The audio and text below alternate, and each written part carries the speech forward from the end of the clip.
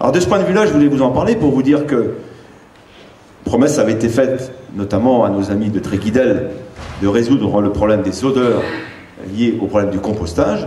Et aujourd'hui, on fait un investissement sur cette usine de traitement des ordures ménagères de 2 millions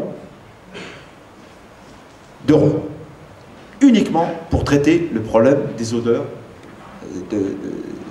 liées au compostage.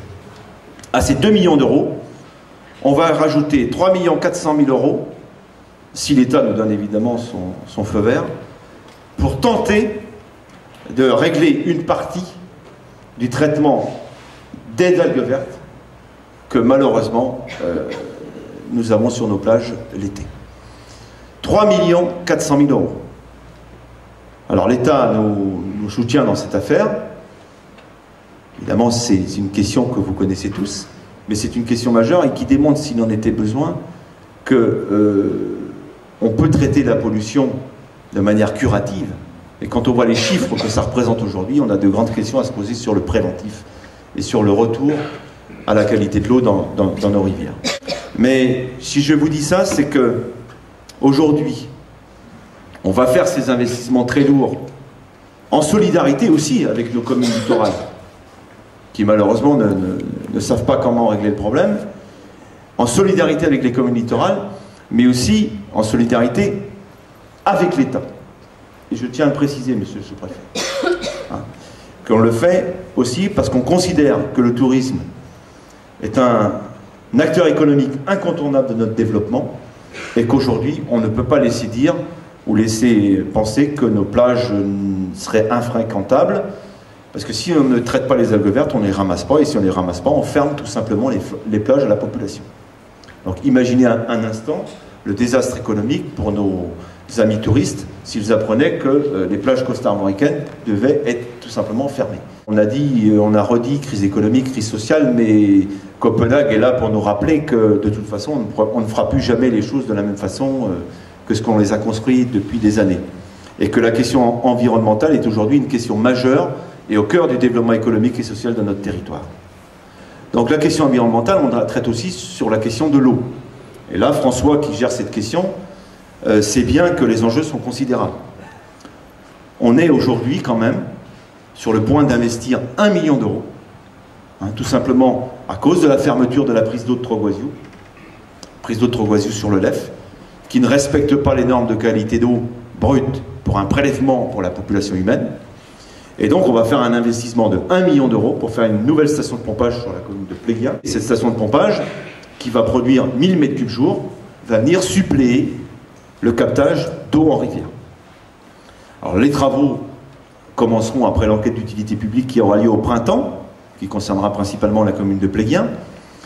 Mais je tiens à dire 3 ou 4 choses là-dessus. 1, il faut bien comprendre que la commune qui est touchée, c'est la commune de Pléguien, puisque c'est une zone de protection qui va toucher des propriétés et des exploitations qui sont situées sur cette commune, en plus de ce qui a déjà été fait.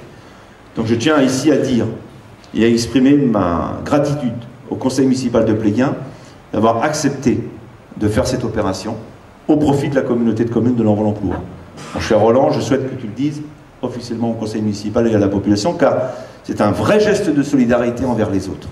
Parce que c'est tellement facile d'aller traiter les ordures ménagères ou faire de la protection de captage chez les autres.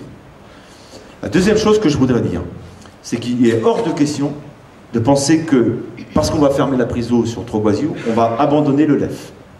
Plus que jamais, on est engagé sur le programme de reconquête de la qualité de l'eau sur le bassin versant du Lef et du Trieux, et la récente mise en œuvre du schéma d'aménagement de gestion initié par M. le sous-préfet de Guingamp, que je félicite également pour son travail dans ce domaine, on aura toute notre place dans cette affaire. Et toute notre place, c'est aussi prendre en considération toutes les pollutions, comme je l'ai dit. Les pollutions domestiques, mon cher François.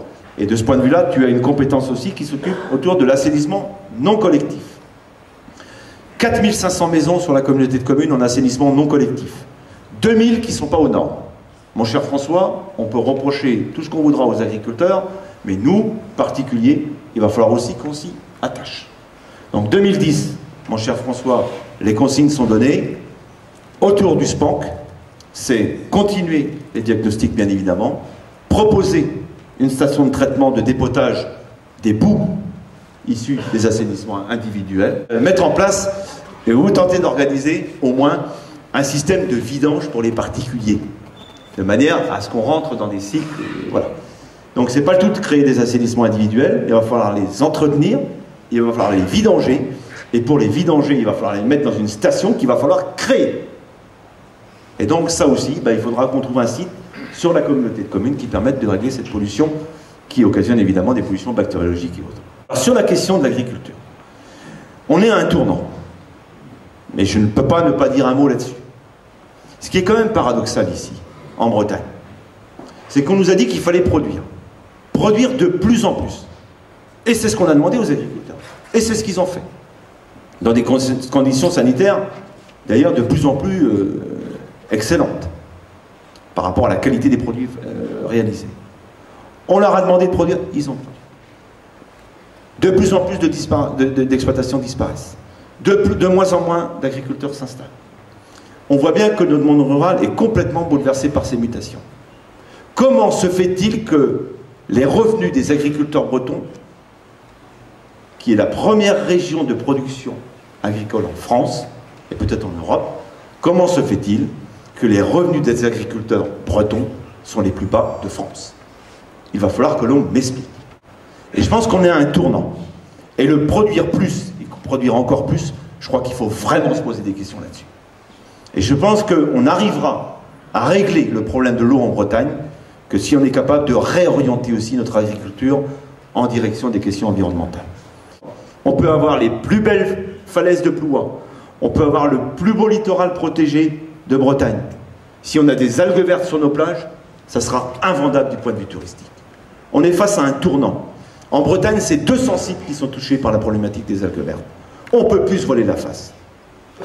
De dire les choses, ce n'est pas forcément condamner, ce n'est pas chercher des boucs émissaires, c'est au contraire de tenter de construire un autre projet économique et social pour l'agriculteur breton.